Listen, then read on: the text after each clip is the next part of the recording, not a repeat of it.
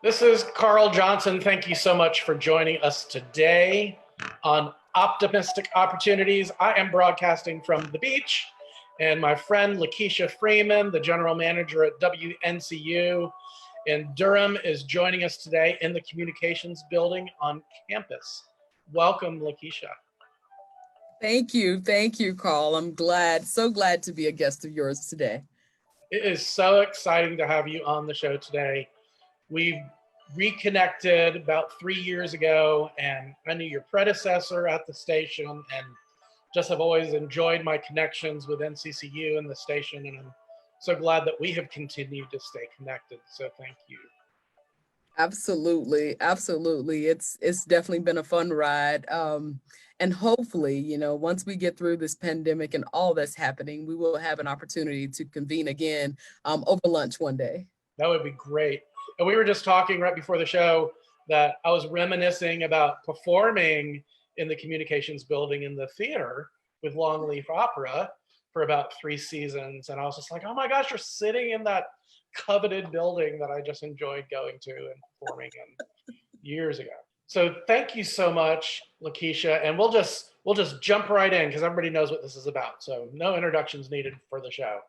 But one of the most interesting questions that I thought is that what's requiring your focus more than you had anticipated? It's dealing with homeschooling now and adjusting to, I'm still working remotely. Actually, I'm working a hybrid. I come in the office some days. Today I'm in the office.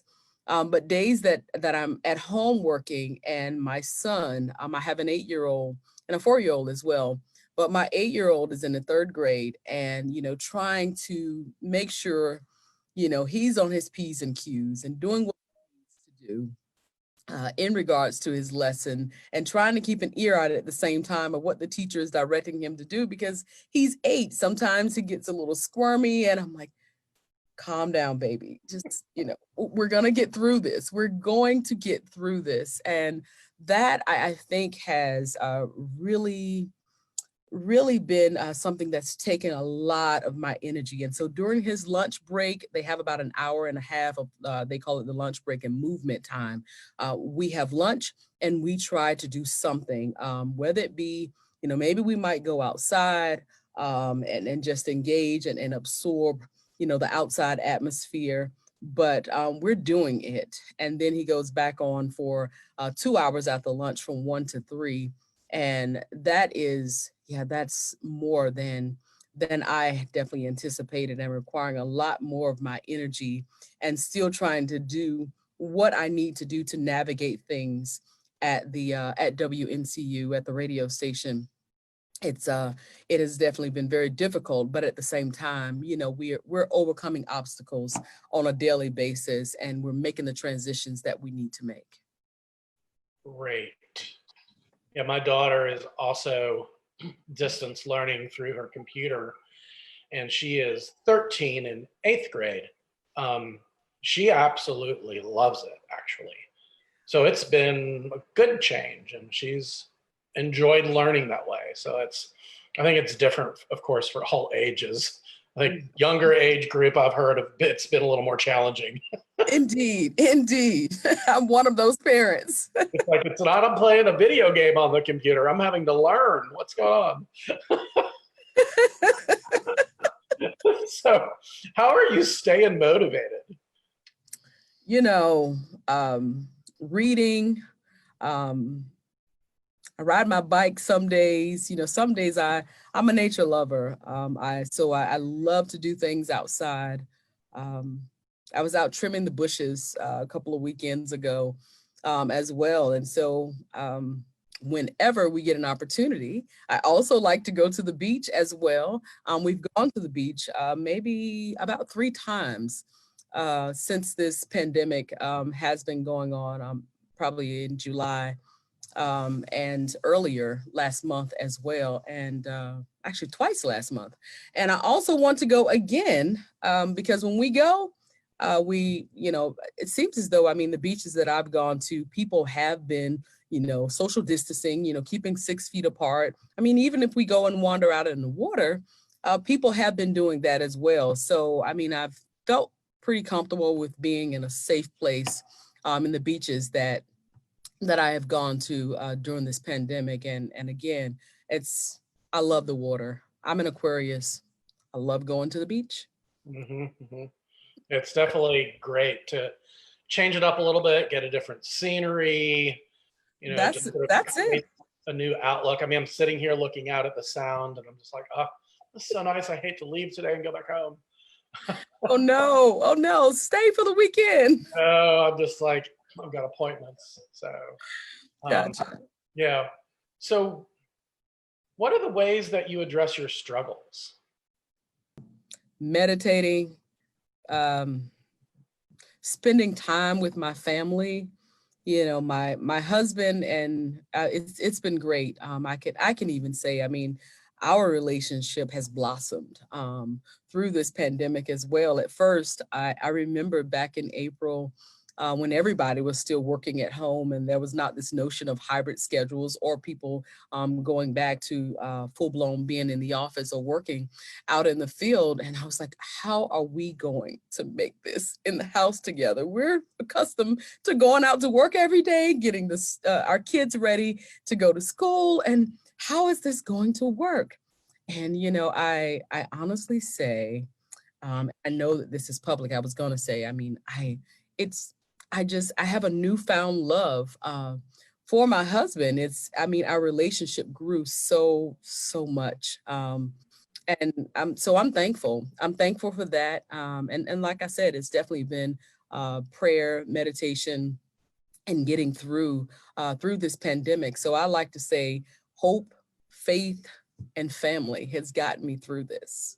It's like when we came down to the beach, I came down here with my daughter. And we've spent a lot of time together because I have the opportunity to work from home and my wife goes into a medical clinic, so she needs to be there. So then my wife came down on the weekend.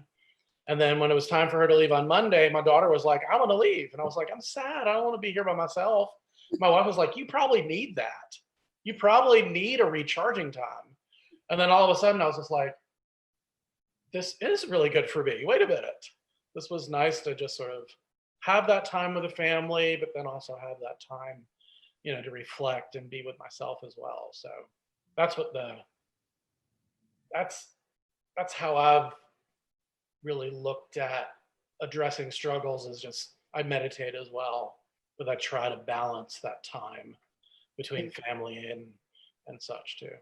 Yeah. And I mean, and definitely, I mean, that too has got me through just finding some time, even if it was only 30 minutes out the day, because I mean, I'm not at the beach right now. But certain days where it's just been an overwhelming day, I'm just like, if I can just have 30 minutes. So once I get the kids to bed, it's just kind of let me go find my place of peace, and just so I can just be quiet, be in a quiet space.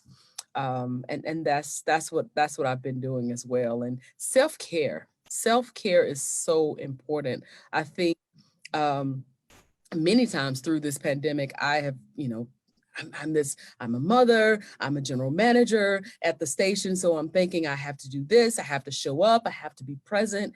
And there have been many moments where I was hit in the face with, you need to take time to take care of yourself.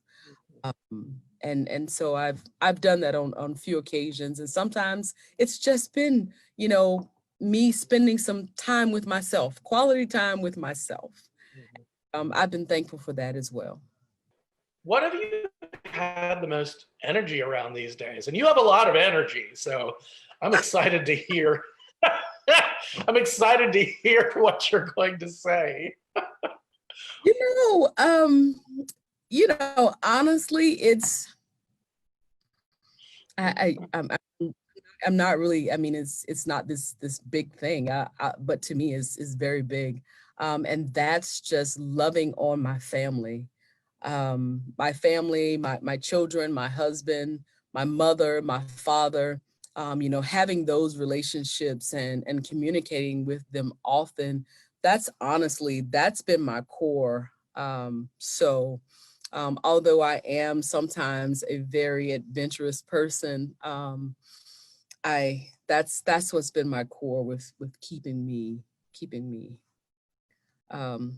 in the road, I'll say. Right, right. So one last question. So Lakeisha's like, what's he gonna say? What is helping you see the bright side of things? You know what?